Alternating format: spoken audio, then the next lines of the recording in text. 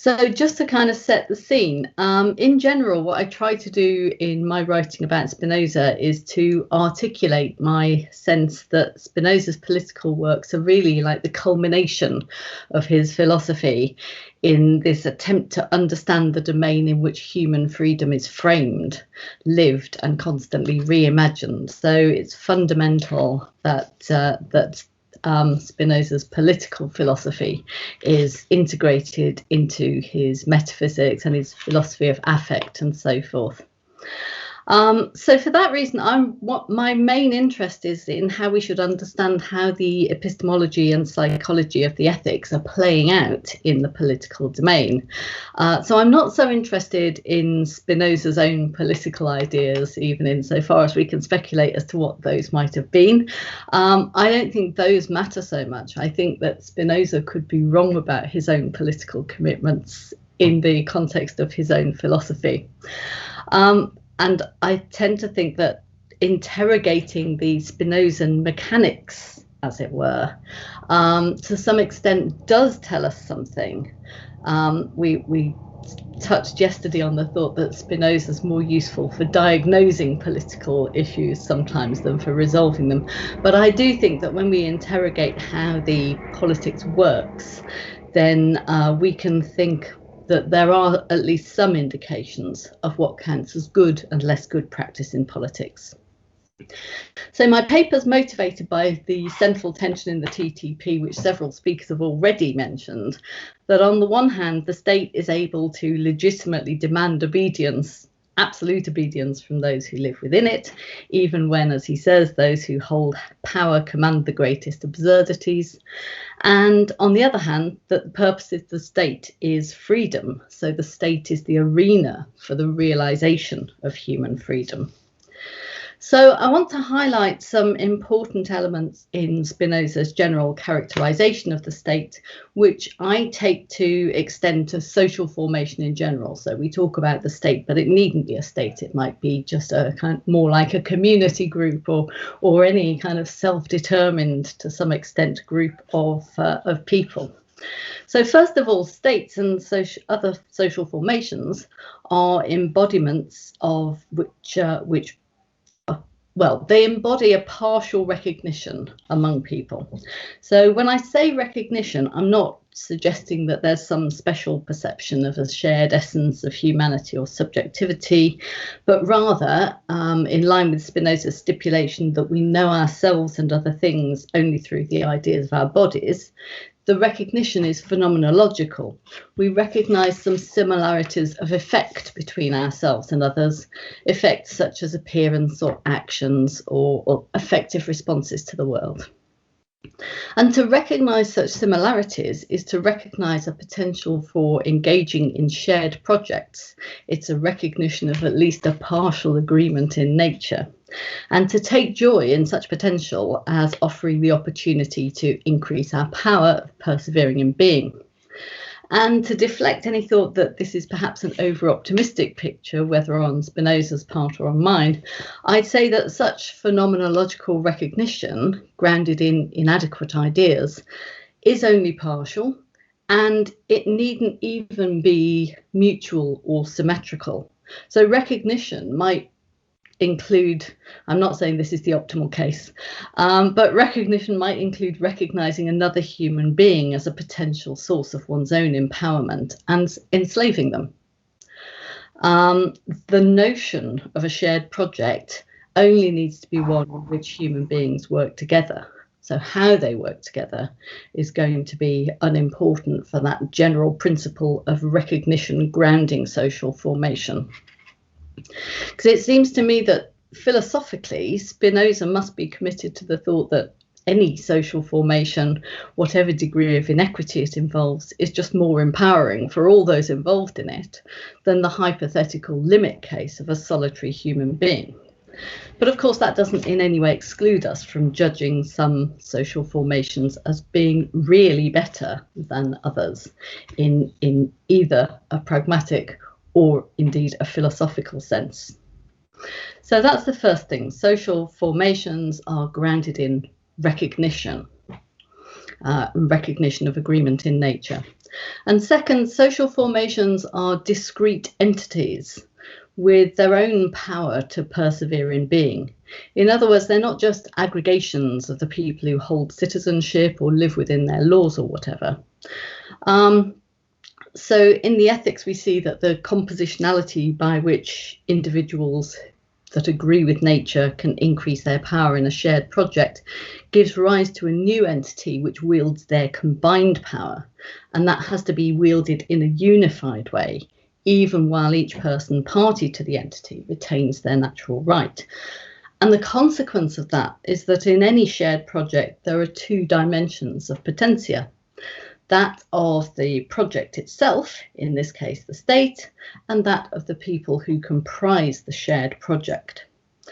And further, since states are grounded in only partial recognition among people, for example, their perceptions of each other's usefulness, the ontological potentia of the state is always different from, and typically a kind of diminished version of, that of its people. So with those two thoughts in mind, we can think that even if social formations and collective entities, or although they are grounded in recognition, they're elaborated and sustained by imaginations which build into the shared narratives of agreement in nature that we call culture and history, which generate affective attachment to states and which thus form a part of their power to persevere in being. Indeed, such narratives increase the power of the state and of its people, although they do come at a price. So Hosanna Sharp has pointed out that the conjunction of recognition and imagination tends to crystallize certain kinds of identities like tribes or nationalities, genders and so forth, in a way which appears inimical to the kind of holistic conception of nature that we find in Spinoza. So while recognition enables cooperation, the imaginations and the affects that hold social formations together by including those who, by appealing to those who are recognized as similar and including them within the body, are liable also to exclude and estrange others, and to do so often actively and intentionally. So paradoxically, those empowering narratives create exclusions which limit the collective potentia of the social formation which generate the narratives. So an essential aspect of Spinoza's philosophy is that we attain freedom in the form of blessedness by overcoming imaginations which limit our freedom and by learning to govern our affects, especially sad or disempowering affects. So social formations may increase their potentia by overcoming the privations of understanding inherent in their exclusionary narratives, one might think. And so that would increase the extent of recognition among its people. However, Spinoza's philosophy of mind suggests that it's not possible to achieve that simply through exercising our reason. Rather, in order to overcome the imaginations which determine who does and who does not enjoy the advantages of political inclusion, whether that be in the form of citizenship rights or access to advantages such as education or justice or health, we must be able to recognise how excluded others define and narrate themselves. That creates the conditions for being able to extend our understanding, as it were. In other words, empowering political change, whether it's revolutionary or evolutionary and adaptive, originates not in the dictates of reason, but in excluded imaginaries, the means by which people who are one way or another marginalised by existing historical and cultural narratives create alternative identities in seeking their own empowerment. And increasing our freedom requires receptivity to such disruptions of our established cultural and historical narratives. In the political writings, Spinoza articulates this principle by repeated appeals to the advantage of government which consistently seeks out and makes use of the insights and understanding of the people who live under its laws. It's not only the hypothesized democracy of the TTP, which avoids the greatest absurdities by involving a large number of people and implicitly a a wide diversity of opinion in the processes of politics, his discussions of monarchy and aristocracy point in the same direction, with limits on the tangible distribution of power offset by mechanisms by which those who have power should consult with those who do not, and by warnings about the threat which excluded multitudes and foreigners might pose to the stability of the state.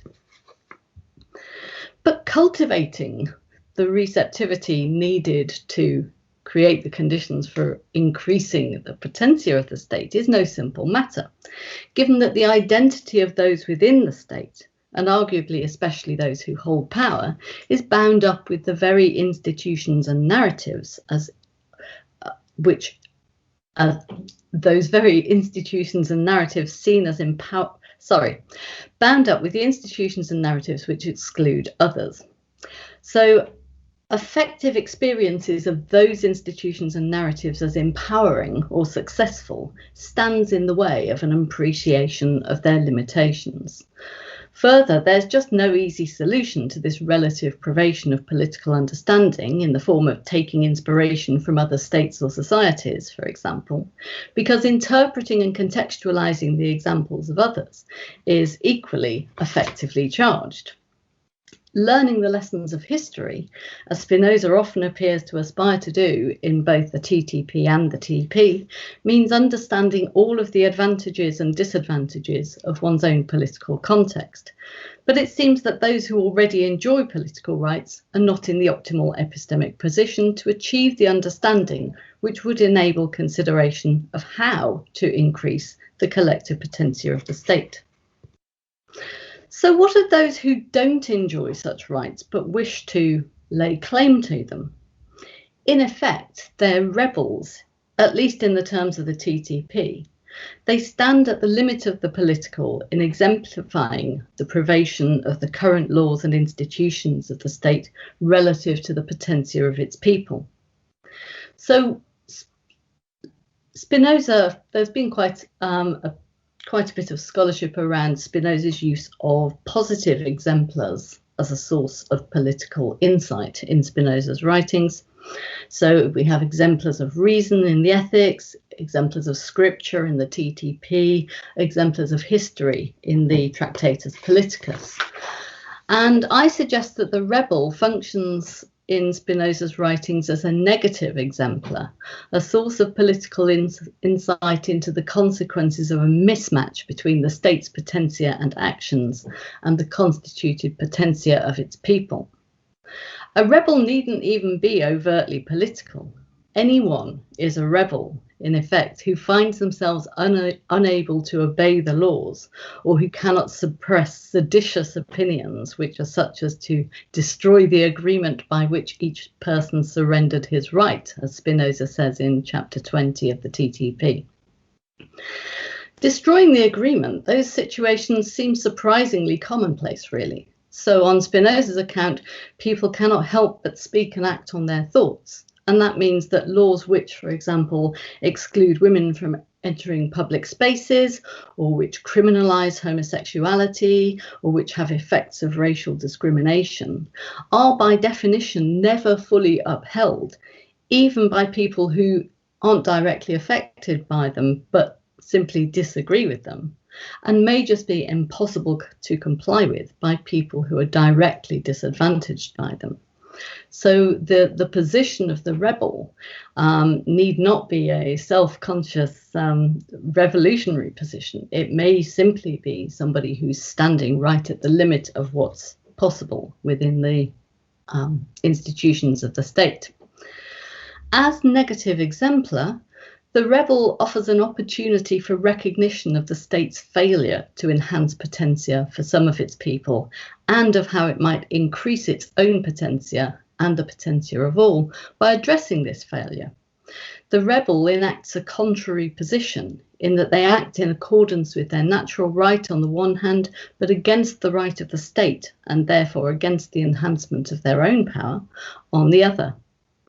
If the state is the expression of partial agreements in nature and a way of life, The emergence of such contrary positions can be understood as showing a means for enhancing the potentia of both state and people, for example, by cultivating the coexistence of diversity in ideas and way of life, and so providing greater opportunity and capacity for people to be affected in different ways.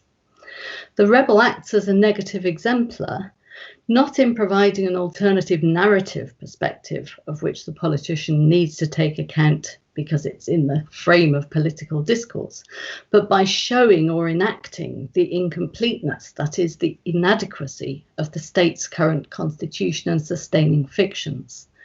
At the revelation of this inadequacy, the imperative on the politician is to extend her understanding of how things are, rather than simply falling back on the reaffirmation of those now contested fictions.